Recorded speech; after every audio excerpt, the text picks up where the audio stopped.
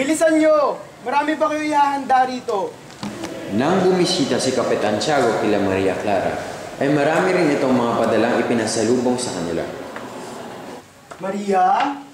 Bakit po? Mayroon akong bibigay sa'yo. Ano naman? Papakila... Kuya. Buksan mo.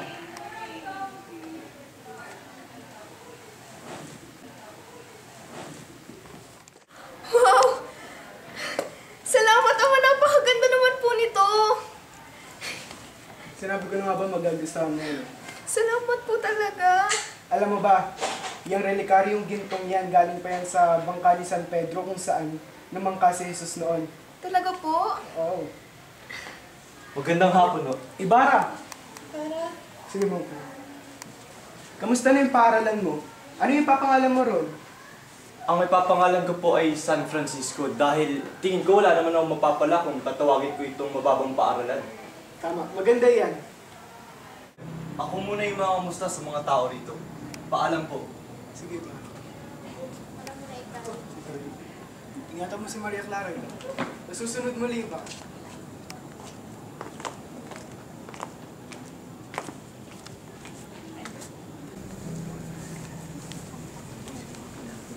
Magandang gabi, mga binibini. Magandang gabi, Ibarra. Magandang gabi, Maria Clara. Magandang gabi, Tia Isabel. Gusto na ako. Ayos na yan. Ikaw, gusto ka na. Ayos na ako. Sinong taong yan? Siya ang kitawang sinasabing nagkasakit dahil sa pag-aalaga sa kanyang ina. May mga nagsasabi naman na dahil sa pagkakapit sa bilangguan, kaya siya nagdudusan ng ganyan. Ito po, sa inyo na lang. Maria Clara, bakit mo ginawa yun? Wala kasi ako maibigay para kahit papano may maitulong ako sa kanya. Alam mo, wala rin magagawa yan dahil hindi rin niya may papalit ang lakit. Dahil walang sino man na magnanais na hawakan ng anong pag-aari niya dahil lahat ay natatakot na baka mahawaan ng kanyang sakit. Manalangin tayo! Manalangin tayo! Araw ng mga patay ngayon! Ayun!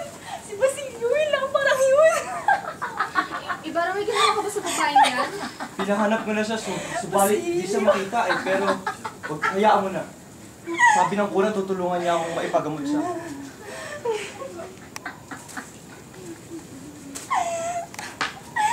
Hoy!